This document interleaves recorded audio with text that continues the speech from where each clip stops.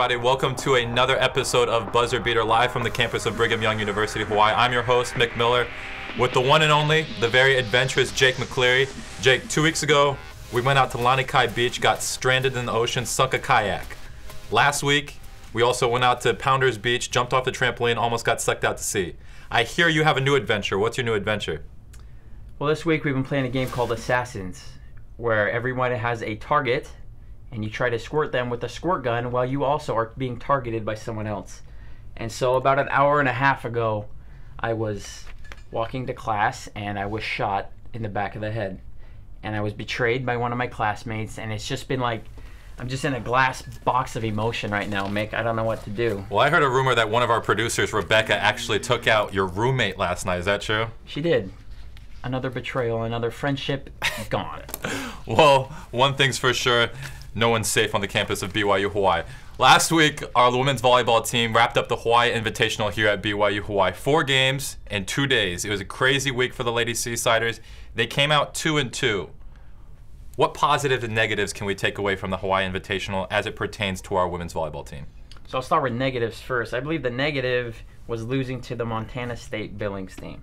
This season, this team, I believe, only won 7 games last season, and yet we lost to them 1-3. We lost to them in 4 sets. After winning the first set, am I right? Exactly. We won the first set, we started good, and then we lost 3 sets in a row. So that's the negative. The positive, however, is the victory against Cal Poly Pomona.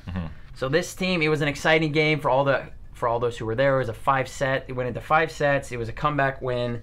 It was a game where, you know, every point it's on its heel. There's a lot of long rallies, and that game is more interesting because we play them again this Saturday in San Diego. So hopefully it's another exciting game like that, and hopefully we can come up with a win again.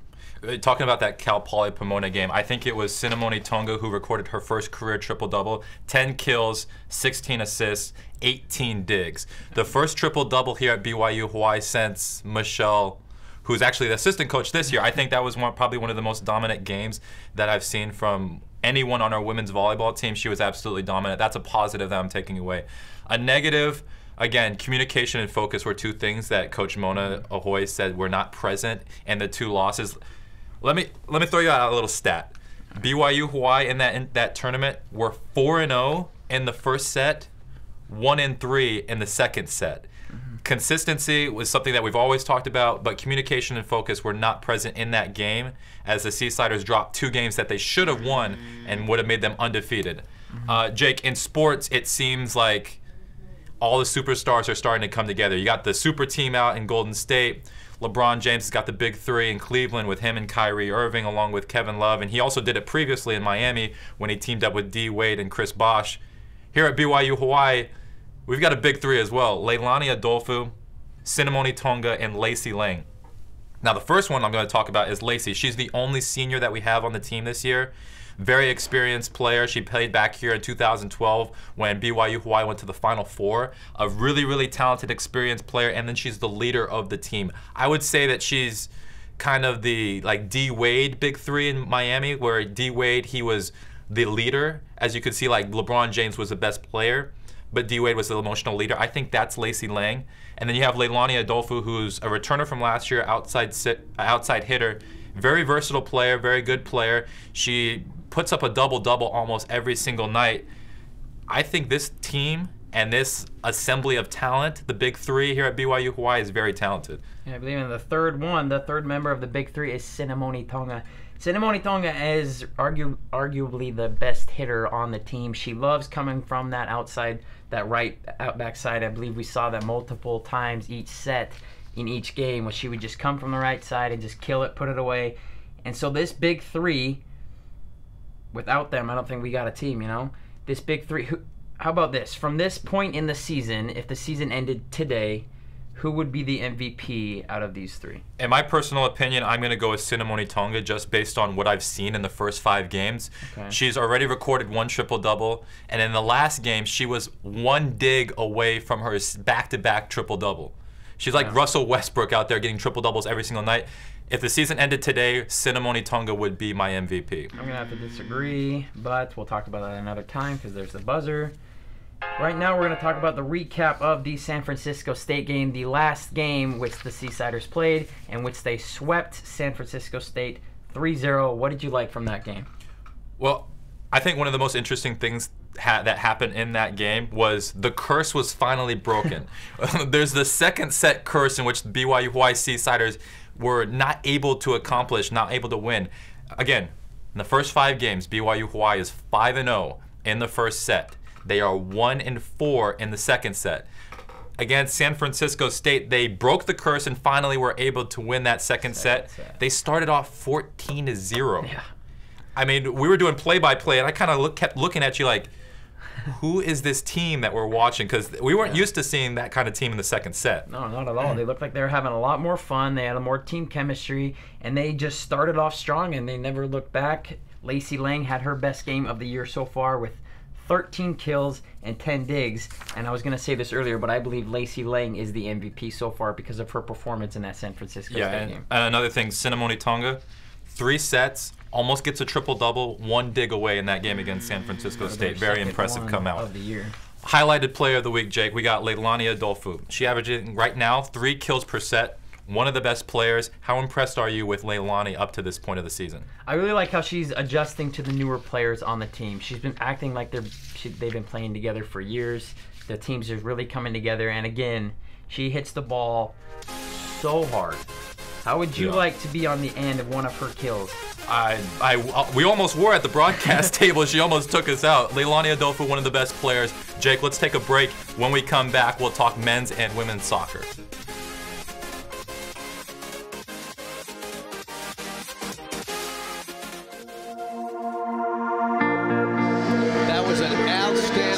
For the Seasiders for a couple of reasons. One is they played well in the second half. They got the win. They're in the tournament. BYU-Hawaii, #1 seed all the way, wins the regional title of the NCAA West.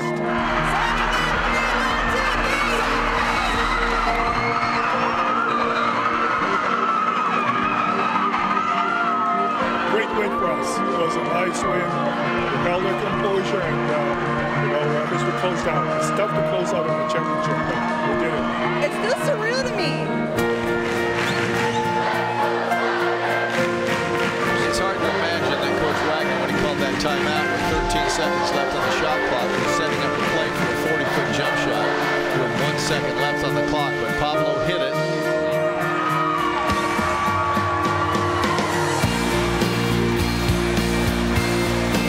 I laughed at us, saying so long for beautiful Laia, Hawaii.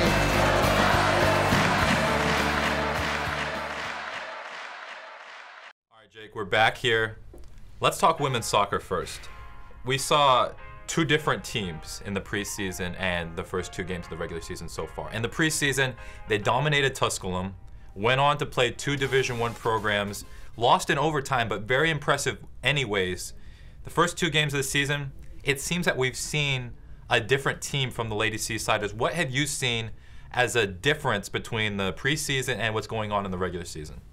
You know, I was able to listen to Coach Dumar after that loss on Saturday, and they talked about, he put it simply like what you said earlier, it was a different team than what they saw the first week. There was no connectitude between the girls. They played... Oh, hold on. I'm going to interrupt you. Did you just say connectitude? Look it up. Connectitude, the altitude and the connection.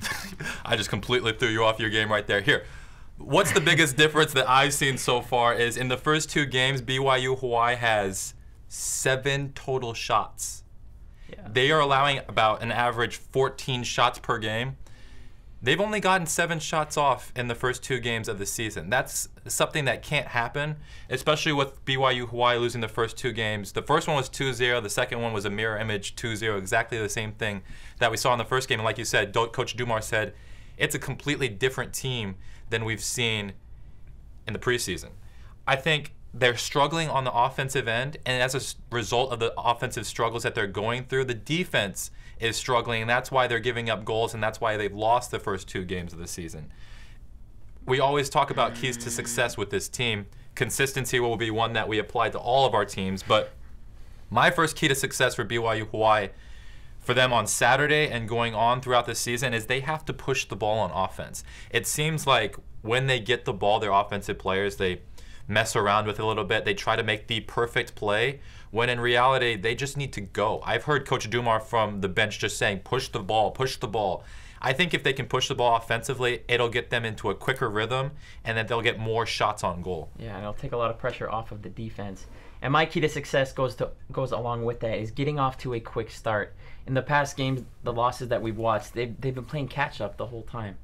The other team scores fairly quickly in the first half, and then the pressure's on us, on the Seasiders, to try to catch up the whole time. But if they can score first and get the first hit, that'll take a lot of pressure off the team. That'll help them relax. That'll help them have more fun. So that is my key to success, is getting off to a quick start. And my last one is the middle fielders have to control the tempo of the game. If they can control the tempo at the middle field and then get the offensive players going, the success rate for BYU-Hawaii, there are no limits. Yeah. All right, men's soccer. I cannot tell you how excited the boys are to finally get on the field. They've been waiting 3-4 weeks with the women's team traveling, playing other teams. They are so excited to play. When we went to practice last week, you talked to some of the players, and they talked about how excited they are. How excited are you to finally see the men's team in action? I am, because from what Coach Dumar said last week, he said this is the fastest team that's gone through the school program. So it'll be interesting to see if that's true. They play Saturday, so we'll see actually how fast and how good this team is. Obviously, they're excited. First game of the year for the last season of men's soccer. So I'm just excited to see how it goes out. Yeah. I think this year might be one of the most talented teams that we've had in the men's program. Coach Dumar did a tremendous job this offseason recruiting players. I believe he got around 6 or 7 players from Europe. Yeah. A lot of talent on this year's team, and a lot of talent coming back. We've talked a lot about Jake McCrae, Besser Davila, Peter Puertas. These players coming back, and then you got all these newcomers. They play HPU on Saturday. What do you think we can expect from BYU-Hawaii on Saturday? So first, for the women's, this HPU team, this will be their first game of the year. We've played 2 games already. This will be their first game of the year. And last season, Hawaii Pacific University, they went 9-9, 2-5 on the road, and they beat our Seasiders twice. So it'll be interesting to see how we can play against them. We lost to them twice last year, but this year we're playing on our home field. And so our home field is really going to be the main advantage that we have, and our girls have to take advantage of that. Yeah, like you said, HPU, they went 9-9 last year, yeah. 2-5 on the road. I remember talking to one of their coaches when they came up here, because their one win against BYU-Hawaii was one of 2 wins on the road. And I was talking to their coach before the game, and he was telling me about how frustrated he was with his team not playing well on the road. And then they finished 500, 9-9 in 2015, a very talented team. I think they are a very talented team, as well as an experienced team. They have a lot of players coming back from last year, and like you said, they beat us twice, once here and down at HPU. I think they come out very aggressive. I think they go right at our offense and make them push the ball, and I think it's going to be a very intense game. Going on to men's, HPU in 2015 were 10-6-1. We split the season series between HPU last season. I believe we won here, and then we lost there. HPU started off to a good start so far. The first game of the season was against the number 3 team in the nation, and they tied up 2-2. What can we expect from the men's team from HPU, and what can we expect from our team? I think the main thing that HPU is going to be looking out for on our team is Jake McCrae. We talked a lot about him last week, and basically every episode of Buzzer Beater we've talked about Jake McCrae. There's a lot of hype about him going into this season, his senior year. He's got a lot of awards going into the season. He broke the school record last year for goals scored in a season. So Jake McCrae is something that I'm ready to watch Jake McCrae to see how he performs, but I think HPU will be ready. They've done their homework. They've scouted out Jake, and I'm ready to see what their game plan is. I'm excited to finally get this doubleheader of soccer. I've got our women's team winning 1-0 and our men's team winning 2-1. Only one? I got 2. Highlighted player of the week. Little faith. Besser Davila, one of the top players from BYU-Hawaii in 2015. He's a middle fielder, but extremely dominant. What have you seen from Besser so far in the offseason that's made you very impressed with him? I like it how he's a senior leader. Just from that one day at practice, we saw a lot of the newer players, especially the players from Europe, who are new to this team, new to Hawaii. Besser's been good at helping them out, not going easy on them, but pushing them, helping them get better, and which results in better team chemistry, which will eventually help the team succeed in this season. Again, our men's and women's team in action on Saturday. We'll take another break, but when we come back, it's college football time. May my feet be swift, and my mind clear. Let my heart not faint in the face of adversity. By my own strength, I am strong. But with Thee, O Lord, we are unstoppable.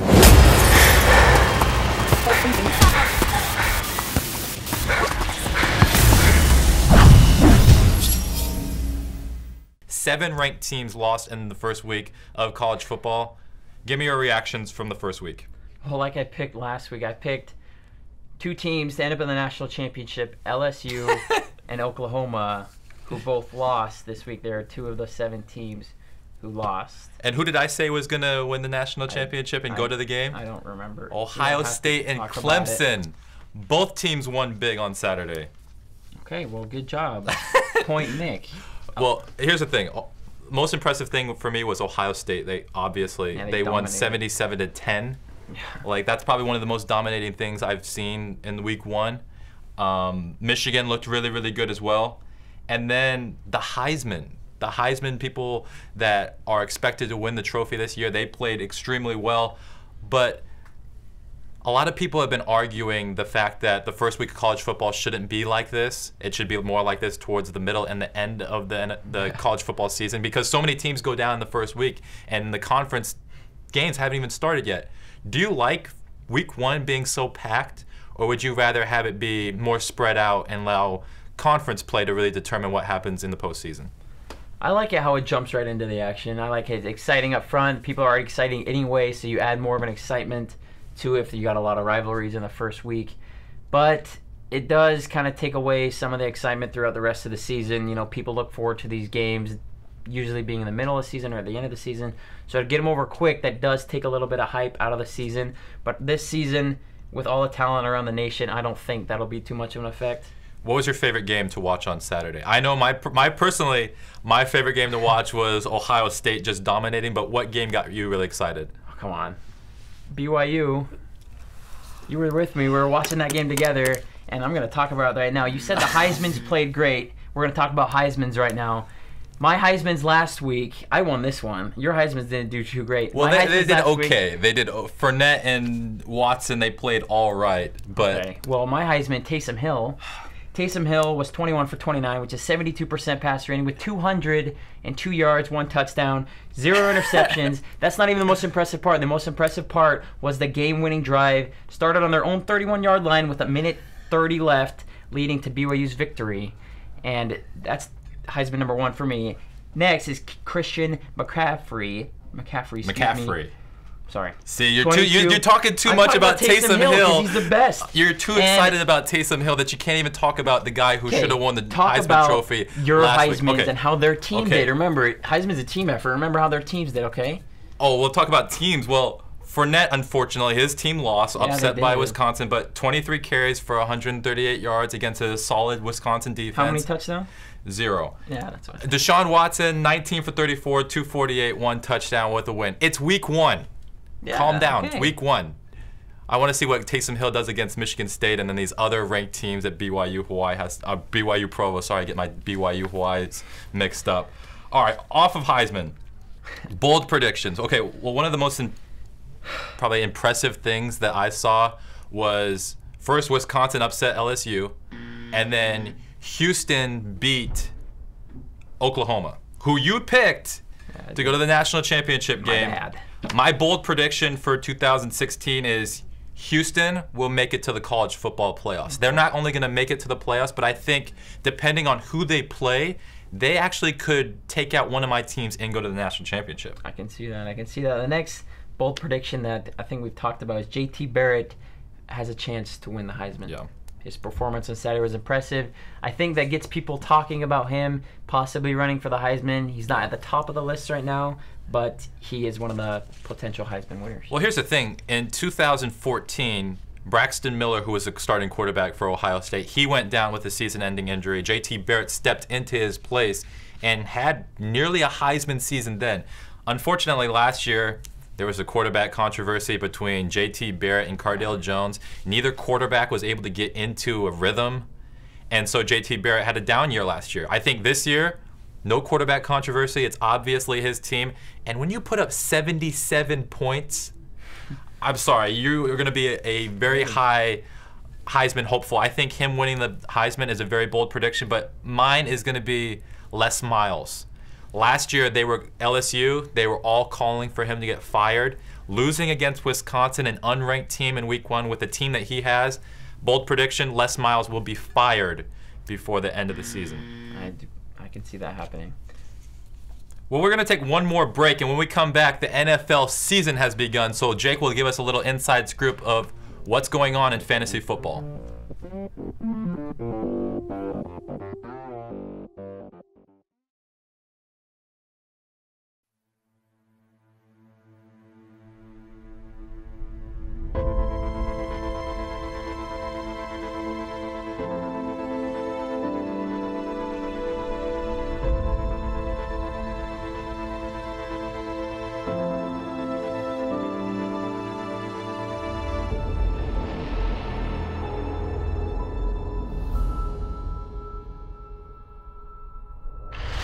In a world where hospitality is in short supply and businesses hunger for college graduates who are considered genuine gold, one university seeks to change the world for the better.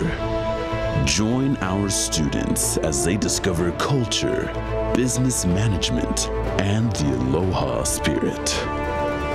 Come gain real-world experience by working side by side with seasoned professionals and land your dream internship. Brigham Young University Hawaii's Hospitality and Tourism Management Program. 70+ countries, 15 students per class, 9 semesters. Make one epic adventure.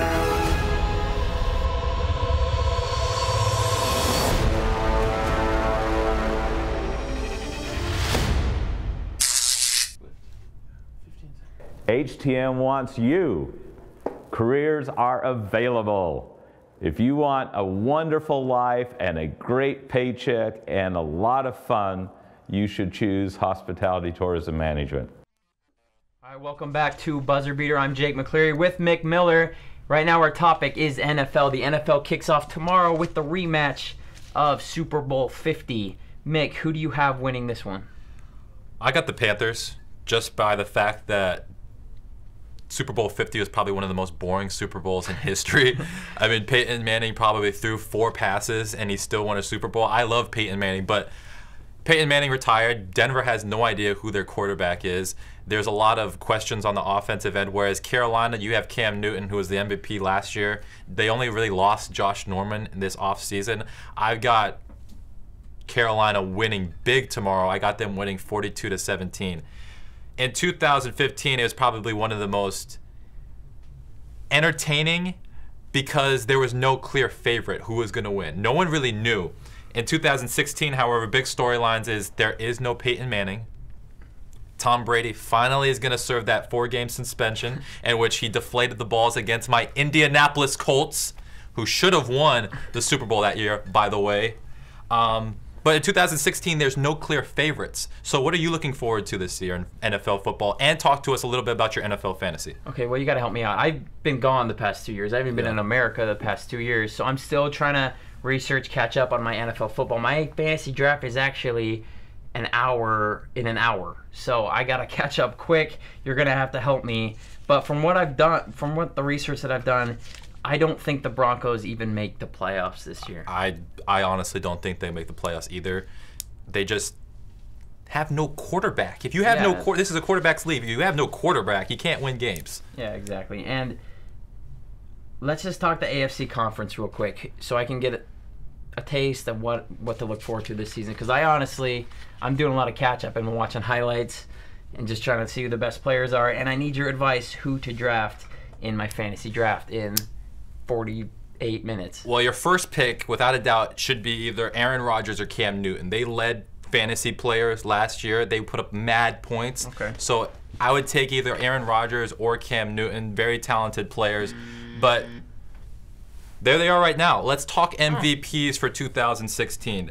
The guy that I'm going to pick for 2016 is Aaron Rodgers. A lot of people criticized Aaron Rodgers last year because he had a down year. Okay, down year is this. 60% of his passes were completed, threw for 3,800 yards, 31 touchdowns, not 8 interceptions. Takes his team to the playoffs without Jordy Nelson and with no offensive line. Green Bay's offensive line is awful. And Aaron Rodgers was able to do this still. Jordy Nelson is back. I think with his #1 target, Aaron Rodgers will not only win the MVP, but if you draft him, you will win your fantasy league. Who do you got for MVP? You know, honestly, as MVP, I've been looking at all the teams' websites. They've all got their own team. They got MVP for their own team. I could agree with you on Aaron Rodgers, or I could agree with this guy right here, Cam Newton. He's one that I've won in 2015. Yeah, I've been following him since he entered the NFL. I could see him winning the MVP this season. All right, let's break it down by conference. We're going to start with the AFC first. In the AFC East, you got Buffalo, Miami, New England, and the Jets. Jets. All right. Tom Brady has to serve a 4-game suspension. This is probably one of the weakest divisions in football, so I'm going to go with the Patriots. Who do you have coming out of the AFC East? The Jets. Just kidding. I was about to say. No, the Patriots. Of course, they don't really have any competition in that conference. Even without Tom Brady, the Patriots still got that division. Yeah, the Patriots, they dominate this division, always do. Yeah. On the AFC North, I've got the Pittsburgh Steelers, probably one of the most explosive offensive with Big Ben, Antonio Brown. They got a really good running back as well who just got suspended. I can't remember his name. I think it's something Bell.